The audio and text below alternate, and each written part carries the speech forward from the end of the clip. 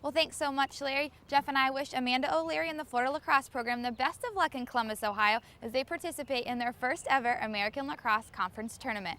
You know, Jeff, being at the baseball field on a Friday, Saturday, or Sunday, you always see the field looks beautiful, the guys all cleaning their jerseys, but you never really know all the work it takes to get it like that. Yeah, there's no question about it. And even being in the locker rooms down after the game, you see those guys putting the bats away in their locker and kind of packing up to go home and get rest for the next day. But that's when another team is still hard at work.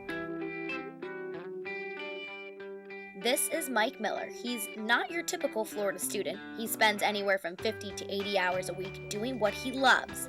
It's not studying or socializing, it's taking pride in Florida baseball. He's not a fan or even a player. He's something more to this program. He is their head manager. Granted, with the hours that you do here, it cuts down on the social life or the amount of extracurricular activities you can do, but I mean, I would trade all those and all that other college stuff to be with this team. Michael joined the baseball staff 4 years ago, and since then he has streamlined and organized every aspect of his job. Michael says when he started here, it could take anywhere from 2 to 3 hours to set the field for just one practice.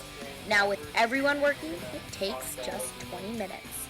Taking pride in what we do.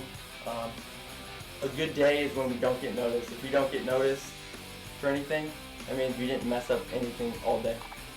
A short list of Michael's duties include preparing the field for practice, organizing all the equipment, and yes, even laundry.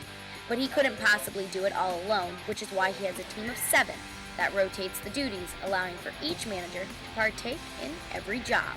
We have a good group of managers this year, and every year I've been here, that just work hard, they care about the team, they care about the program, they'll do what you ask of them, all of them go above and beyond what's required of them, and I mean that really helps me personally.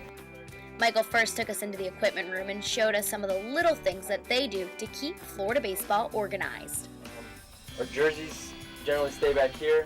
There's a spot for the orange jerseys, the blue jerseys, and the white jerseys, which are actually hung up, drying back in the laundry room. Michael then broke down the laundry routine and shared how they make sure every piece of clothing is hand scrubbed to remove any stain or dirt that could be lingering after a machine wash. Before every game, Michael and his team sets up the locker room to ensure that every player has their uniform hanging up in their locker before they arrive for warm-ups. With the conclusion of this season, Michael will end his tenure with Florida baseball. A running joke with our staff that he works harder than our players do. But he's going to be extremely successful in anything he chooses to do. I hope that he gets a chance to stay into baseball because I think he's got a world of ability and he can do a lot of different things in this game. But it's the effort and pride that he puts into every single day of work that'll leave a lasting impression with this program. For Gator Zone, I'm Kristen Bedard.